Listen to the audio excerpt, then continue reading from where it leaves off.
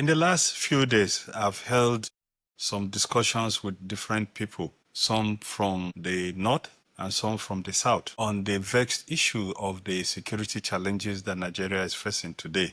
And the responses are usually the same. Those from the north are blaming politics, and those from the south also blame politics. What really is the challenge that we are facing in our security sector, and what is there to be done? My name is Rimamnde Shawulu. This is The Other Side. In several of the discussions that I've held with people, especially those in the political field, concerning the security challenges that we have in Nigeria, the responses are varied, but they seem to be the same, looking at the security challenges facing Nigeria today from one prism, the prism of politics. I've met and discussed with politicians and even people who claim to be independent commentators. And their belief, especially for those who support the presidential ambition of President Bola Ahmed Tinubu, is that the security challenge in Nigeria today is fueled by politics. As a matter of fact, even the National Security Advisor, Malam Nuhu Rubadu, and the Chief of Defense Staff have alluded to politics. And it's as a result of that they have called on the governors, especially the governors of Plateau State, Barrister Caleb Mutfwang, and the governor of Benue State, Reverend Hyacinth Alia, to hold peace discussions with their people to ensure that the people live together in peace. This, of course, re-echoes what the former president, the late President Muhammadu Buhari, did when political leaders from Benue State called on him in the villa to ask for his assistance to stem the tide and the wave of insecurity that led to the deaths of several hundreds of people in Benue State. For those, especially those who support the political ambition of President Bola Ahmed Tinubu, the story is that the security challenges in the country today are being increased and raised by those who do not want President Bola Ahmed Tinubu, a Southerner, to come back to power.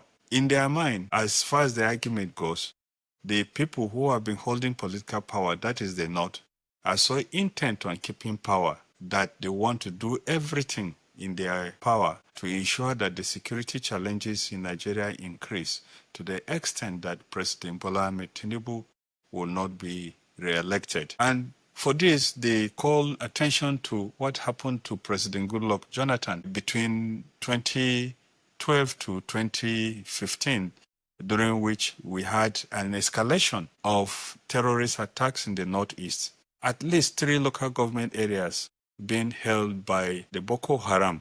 According to this analyst, this was what made President Goodluck Jonathan not to win 2015 elections. For them, this same policy, this same action is being enacted by politicians from the North to ensure that President Bola Ahmed Tinubu does not win the next election. Interestingly, I've spoken to a few people too from the northern part of Nigeria, those who are living in the hell that is being created by these violent non-state actors that have taken hold of several sorts of territory, several communities, and as of today, an unspecified number of local government areas that are being held by these groups. People believe that the President Bola Ahmed Tinubu is not serious about the security situation in the country. That's why the security problem is exacerbating, is increasing. They believe that President Bola Ahmed Tinubu wants to ensure that he wins the elections in 2027 by all means, by ensuring that no political campaign takes place in the North, and that the security situation will be so bad that the president and his henchmen would simply sit down to write the election results. For this group of people too, increasing security challenges that we have in the country is as a result of the political ambition of President Bola Ahmed Tinubu. But wherein is the fact and what is the situation? 2 or 3 things to be clear. One of the first things that we must admit is that President Bola Ahmed Tinubu is not the originator of the current security challenges that we have in the country. As a matter of fact, to be clear, the current security situation increased seriously during the regime of President Goodluck Jonathan. In 2012, as we recall, we have had episodes right from even before independence of Islamic uprising in Nigeria. And we had the most serious ones, the Mitatsini in Gombe, Kano, and Borno, that devastated the country and became topics of discussions in international and academic cycles. And of course, when President Muhammadu Buhari succeeded President Goodluck Jonathan, it was thought that because he was a military officer who had done so much in the past, as his supporters claim, to handle the security situation, that reared itself wherever he was in charge, he will address the security challenges very squarely. The security challenges did not reduce under the regime of President Muhammadu Buhari.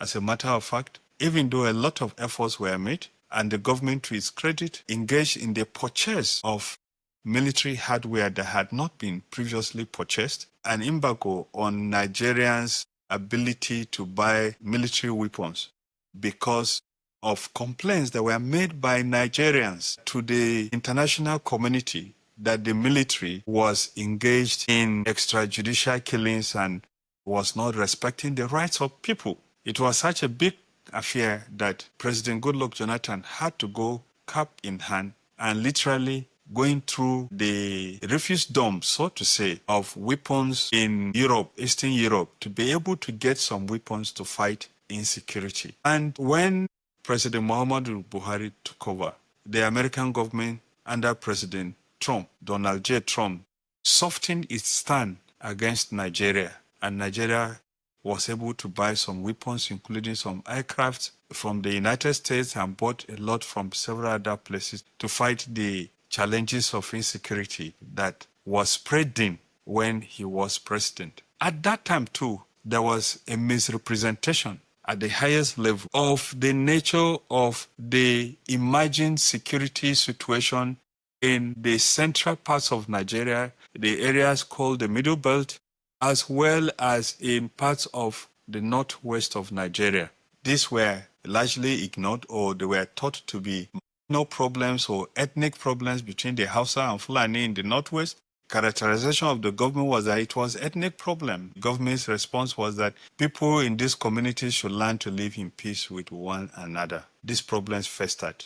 Kidnapping became a menace across the northwest. Large-scale kidnapping of schoolgirls, even much more in number than the Chibok schoolgirls that were kidnapped, started happening in the northwest and even in the north central, including places like Niger State. And by the time President Muhammadu Buhari was leaving office, very large swaths of territory in the northwest, north central, as well as some of the places around Goza that had not yet been reclaimed from Boko Haram, were now in the hands of violent non-state actors. And the response of government was to deny that such existed. President Bola Ahmed Tinubu, to be fair to him, inherited these problems. But can we say with certainty that much has been done or anything is being done to solve this problem?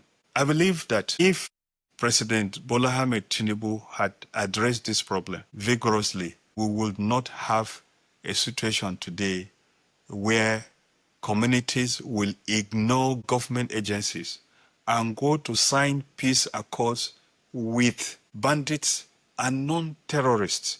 Now, this is where the problem arises for the future of Nigeria. In the first place, the narrow political reading of the security situation in Nigeria is very misleading. So misleading that even security officials and military officials in the United States have had to warn of recent that the violent extremists operating in northern Nigeria and in the Sahel have their eyes on coastal Nigeria, that they are not going to stop in northern Nigeria.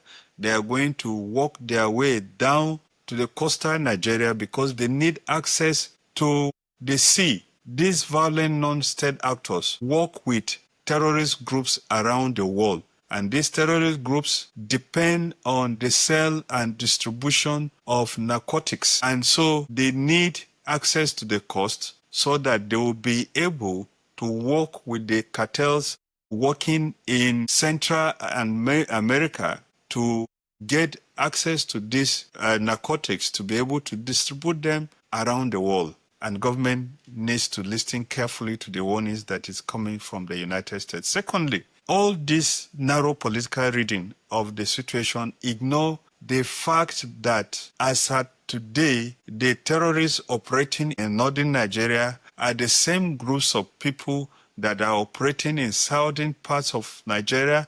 They are the same groups that are operating in the central parts of Nigeria around Kwara State up to moving towards the Oyo State. And these groups have links with terrorist groups around the world.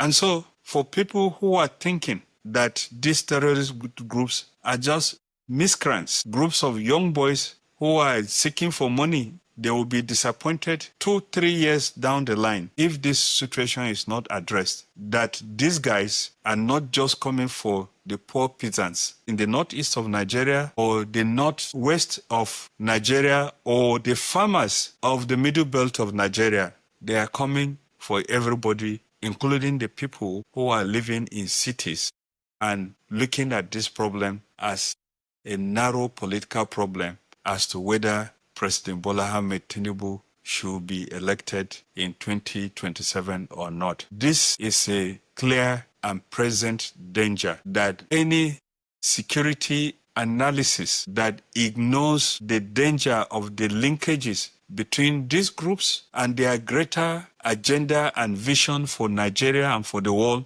are actually living in a false paradise. One day, they will wake up, everybody will wake up and realize that those riffraffs, as we call them, those miscreants, as we call them in the bushes, are not mere herders, or they are not mere bandits, or they are not mere kidnappers. They have an agenda which some unseen or unknown hands are working, and they are working their way gradually down to coastal Nigeria, and everybody will be affected. My name is Rimamnde Shawulu. This is The Other Side.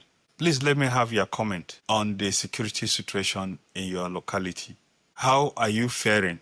Is your security today better than what it was 2 years ago or 1 year ago? Is it still the same or it is worse than before? Let me have your comments. Please subscribe to our channel and also join as a member so that you get benefits of early releases of videos, especially documentaries.